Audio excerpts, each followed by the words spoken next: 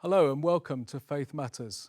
This is the programme where we look at Merseyside life through the prism of faith, belief and spirituality. And today we're looking at alternative spirituality, and our guest is Jackie O'Carroll from Make Space, who's going to discuss this with us. Quoting from your website, from the Make Space website, Jackie, you say, Make Space is a community of people who are discovering their spiritual selves and are committed to joy and fulfillment in every moment. This is a big vision. So how are you making it a reality? Tell us about it. Tell us about Make Space and how you're achieving this. Well, first of all, thank you for having me on the show, which is really great. Make Space, we launched in March of 2014, but my vision for Make Space came perhaps a couple of years before that, without me knowing really. I knew that I wanted to be part of a community that embraced my journey, my spiritual journey. So rediscovering a lot of things about myself that I'd sort of kind of shelved for a long time, since I was a Christian in my 20s probably. So you were a Christian once? Yes, yeah, I was a Christian. I was brought up as a evangelical Baptist. Right, My father was a Baptist minister. But in my 20s, just shelved that, rejected it completely. And it was only, I don't know, maybe the beginnings of it all was probably about 10 years ago. And then more recently, in the last 3, 4, 5 years, I started to read various books, more around spirituality than Christianity. Okay. And particularly around Buddhism, I was very, very interested in. So I was part of going to some meetings and stuff in London, and the guy that I met there suggested that maybe, you know, the answer was to develop a community for myself in Liverpool. And he subsequently mentored me and actually enabled us to launch Make Space. So he came to Liverpool and spoke. So was he a spiritual teacher of some He description? wouldn't call himself a spiritual teacher, no. He writes books about finding what it is your soul is telling you, you know, to be in this life. As such, his name is Nick Williams. He's a great a great guide and teacher. But I wouldn't say he'd call himself a spiritual teacher. So you developed this community, and you know, how did that happen, and what do you do? So I wanted a community that allowed me to be with other people who were on a similar journey. Although obviously it's not the same because we're all on our own journeys, and everyone is on a spiritual journey. But not everybody knows that they're on a spiritual journey. And I wanted to offer a space where people would come together to be able to share some of those things, but also to find some guidance, perhaps some teaching as well, a space where we could meditate together. And that's where we're up to now, really, 18 months down the road. We started off with invited speakers, which I thought was the model that we were going to develop, but actually it hasn't happened that way. We now have regular monthly events. We have the very first thing that we did before we launched Make Space was we set up a reading group in Liverpool called the Soulful Reading Group. And we read a whole range of books and articles, and that has continued. So that's 2 years old now, just this month. And for the last 6 months, we've been reading a book called A New Earth by Eckhart Tolle, which he's a wonderful teacher who, for many, is the beginnings of their spiritual journey. They read a book of Eckhart Tolle, more often than not, The Power of Now. Many people have tried to read it. It came to me 3 times before I really attempted to read it thoroughly. Is it a tough read? Or? No, not particularly, but it's very challenging. You know, some of the ideas and principles in the book actually really challenge people. And this book, A New Earth, actually is easier to read, I think, but it's a great guide. There's a lot of stuff about ego, becoming aware of your ego, and then about how do you break free from ego and how do you become who you truly are. and at peace, and be able to love who you really are, which for me is the underpinning of my spirituality. Well, you've encouraged me to pick that up. Okay. You buy that in Waterstones or any normal, well, not, A New Earth. A New Earth? Yes, Can you yeah, you can. I bought a number of second-hand copies online. Right, okay. Yeah, it's readily available. Okay, so what does it mean to discover one's spiritual self? I mean, that's in your mission statement there. Mm-hmm. What does that actually mean? Mm-hmm. Well, as I said, everyone is on a spiritual journey. Some people use the term awakening or becoming conscious, and for me, that the word awakening, I think, is really helpful, because we are all spiritual beings. It's an element of humanity that gets neglected often, or we think it means religion or a set of beliefs, and for me, that's not the case, and I don't find that particularly helpful, having been there for 20 years. For me, discovering my spiritual self has been really about becoming aware of who I am, becoming aware of what's going on in my head, challenging some of the thoughts that I have, particularly around being judgmental about others or about myself. Beginning to accept and love myself for who I am, regardless of what mistakes that I may make, or what I may think of, or what others may think of me. So love and compassion underpin the whole of my spiritual journey, and I think that's true for many people, that when they begin to become aware of that and accept themselves, then it opens us up. For me, it was an opening of my heart that really transformed my life. That's what I kind of say to people now, that when you can begin to open your heart, and that first of all starts with yourself. You know that thing of when you get on a plane and the crew say, make sure you put on your own oxygen mask first, because obviously if you don't, then you can't breathe and you can't help anybody else. So for me, that's where it begins, that you begin to work on yourself. And that's about love and compassion, first of all, and being kind to yourself. We're in a society where we beat ourselves up constantly. We give ourselves a really hard time for everything that we think or do or not do or don't achieve. And actually, it's about letting that go and just saying, you know what, I need to be kind to myself here. I need to love myself more. So you think that, there are a lot of people perhaps are just not aware of their spirituality or their spiritual potential. And do you absolutely. think that relates to the kind of society we live in?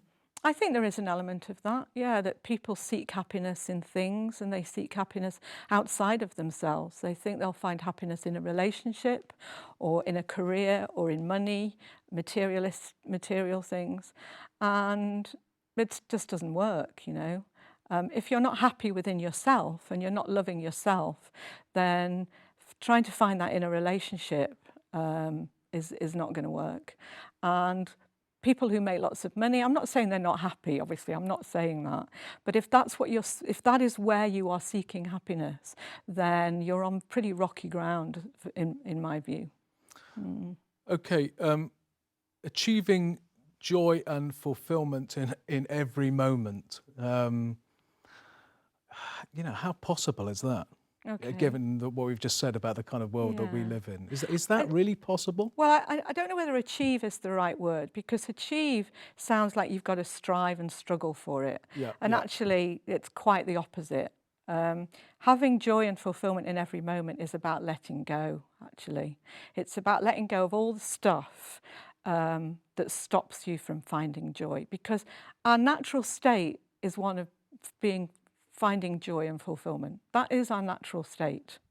It's all the stuff and all the layers that we wrap ourselves up in that prevent us from finding that joy and happiness. And some of those are protective layers. You know, we protect ourselves from being hurt again. You know, if people who've been abused will have spent many years protecting themselves so they don't get hurt. And there's repeated patterns, isn't there? Absolutely, yeah. So finding that joy and fulfillment is about unwrapping some of that, and that's what I talk about. And I use a kind of image of cling film, you know, that we may have 10 layers of cling film wrapped around us, and finding that joy is about unwrapping some of that. And again, it comes back to opening ourselves up and being vulnerable. You know, we tend to see being vulnerable as a weakness. Yep. Whereas actually being vulnerable is a real strength. If we can be vulnerable with others and show others that we're open, that yes, we're fallible, but that we can still love ourselves through that, then it allows other people to express their vulnerability too. And for me, that's absolutely crucial. There's a wonderful book. The very first book we read in the book group was called The Gifts of Imperfection by Brené Brown. And she researched this for 10 years. She's a professor of sociology in Texas. And she researched shame and vulnerability. And what she discovered was people who are open about some of their something that they're ashamed of, being open about being vulnerable, these people find happiness and love for themselves. What was interesting was when she did all of that research, she suddenly discovered she was on the wrong side, that she suddenly discovered that she wasn't able to express some of that. She had to change, absolutely. And that's very much what the book is about. It's very powerful. Okay, well, thanks, Jackie. We're going to go now to our commercial break, and then we're going to come back and talk more about these themes. It's very, very interesting. I'm fascinated. Thank you. See you in a few moments.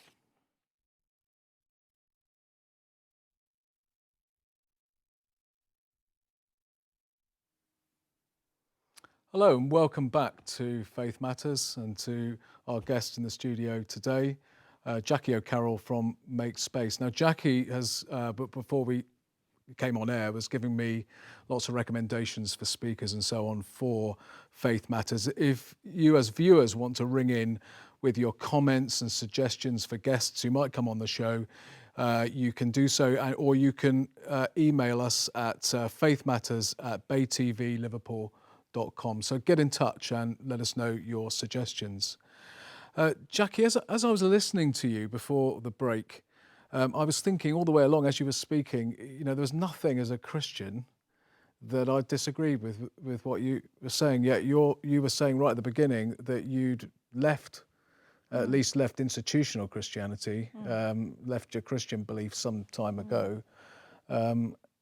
So what's your take on Jesus? Who is Jesus for you? What do you think of Jesus? Because he kind of stood for the kind of principles that you shared, I thought. Yeah, I'd probably put Jesus on a par with Buddha and other spiritual teachers over history. I don't know. I don't really know the answer to the question, to be honest.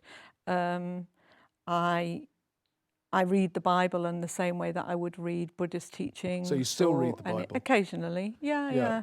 I have a spiritual teacher who runs our meditation group, actually, who refers to Jesus's teachings alongside other people, you know, many other teachings. And for me, that's the only way forward, because when we look at the history of religion, we look at the history of war. You know, religions are not about peace and love as far as history goes.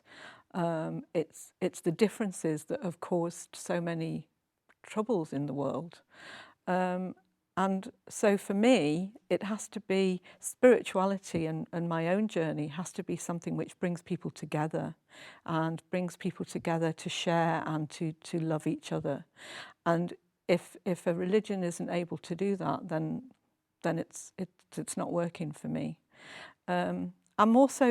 I also find kind of people having a set of beliefs quite restricting. So I'm not interested in going there. I'm not really interested in what people believe, to be perfectly honest. So not interested in doctrine or no, not anything at like all, that? not at all. And I'm quite familiar with doctrine. I'm very familiar with the Bible. Because of your background? Because that was how I was brought up. And my answer to that now is, you know, pull out what is helpful to you. But most importantly, read what is most helpful to you in living your life every day, every moment, whatever that is, that helps you to love yourself and to love others. and to open your heart to others so that you're not judgmental, so that you're full of kindness and compassion. If that means, you know, somebody who's a Christian is saying, oh, well, that's what I do, then that's great, that's Yeah. wonderful. Personally, I don't subscribe to being part of a church, although I go I'm part of a community in a church. But that's alongside, you know, I go to Buddhist teachings. I'm organising a Buddhist retreat in August. So And tell us about that. Where's that? Just so our viewers. that's at Hope. It's going to be at Hope When University is that? in Childwall, and it's in August. Yeah. Okay. So you can people can get in touch with me if they're interested And in I think that. we're going to put up the website address afterwards, so Yes. people can Great. see that. Yeah. Okay, maybe you've answered this question. I don't know, but in what you've said, but you might want to comment further. Over the last 30 years, we've seen a real decline in institutional religion. The Christian church numbers attending the Christian church have fallen off dramatically, and at the same time, we've seen a kind of real growth in alternative spiritualities, as they've been called. Yeah. Why is that? Do you think more and more people are holding your kind of view, or do you think this is to do with changes in society generally? I think there are changes in society where people are looking for more, but I think also people, they see no reason to have something which is either a set of beliefs or a building or anything which enables them to get in touch with a spirituality that fits for them. People want it directly, you know, and people have discovered that they can do that, and they do it through all sorts of ways. So, you know, I don't know, people may have beliefs in other beings, in crystals, in sound. It doesn't really matter what it is. If it enables us to live on that level, and we don't need anything which helps us to do that, like going to a church or having someone tell us, or having someone tell us that we're forgiven. We don't need that. And I think people are discovering that. And people want that in their lives. That's been my experience of people who come in to make space, or people that I connect with, you know, in different spiritual arenas. Okay, just a question for you. There are obviously people, we do things that are wrong. Would you agree with that? As human beings, that we make mistakes, that we offend people? We make mistakes. You know, on many different levels. So how do people, you know, you touched on forgiveness, the whole notion of forgiveness and mercy, which is obviously integral to the Christian belief system. How do people deal with their feelings of guilt and shame, and how do they get rid of those in your kind of understanding? Again, it comes back to accepting and loving yourself. That enables you then to have compassion for yourself and to forgive yourself. And also, so even if you've done something really, really terrible? Yes, I think so. I mean, obviously that it takes something to trigger that for someone, but that can be almost anything, can't it? You know, people find their way in all sorts of different ways. I mean, I do a little bit of work with a charity who work with people recovering from alcohol and substance use, and they're not set up as any kind of a spiritual charity as such, and yet the people that I've met there are on a journey, there's no doubt. So is that like a 12-step program? Well, it's connected with that. Yeah. Yeah. Because that originated in the church. Did you know that? The Yeah. 12-step program. Yeah. And obviously they call on a higher power. Do you? No, that's not what the charity is about. No, okay. Yeah. What's your view on that? The kind of, you believe in spirits? Do you believe in a big spirit or a range of spirits? You know, I believe that there is a divine, but I believe it's within ourselves. You know, that is echoed within ourselves. I believe I am divine. I believe that you are divine. Right, okay. We all have that capacity. And that's another reason to be loving ourselves, because we are these amazing, wonderful beings. When we give ourselves a hard time and make judgments about ourselves and about others, you know, we're making a judgment about that divine person. Ultimately, underneath all of that, all of those layers, we are all wonderful and amazing beings. That's where I come from. One of my little catchphrases is, I'm flawed and fabulous. Okay, no, I like Yeah. that. Yeah, I like that. So what happens to us when we die physically? What happens? I have then? no idea. And it doesn't bother you? Not at all. Sometimes I think, yeah, I've been here before and I'm obviously going to come back again. Other times I don't. I don't have a clear answer on that. Okay. Now, you're involved a bit with St Bride's, which is a Christian church. How do you make that work, given what we've just been chatting about? I'll enjoy the community at St Bride's. It's a lovely community of people. St Bride's have a catchphrase. No, that's not it. Yeah. They're what is it? Progressive, creative, and inclusive. And that's how I found that community. When I first went, I used to say, you know, is it okay because I'm not a Christian? And they'd be like, yeah, okay. Yeah. Yeah, they very much walk their talk. I recently went on a week's pilgrimage with St Bride's in Northumberland, which was wonderful. And I felt very blessed, but also very valued for what I brought as a, you know, just a different way in to spirituality. And we all sang and chanted together and meditated and prayed together, and you know, it works.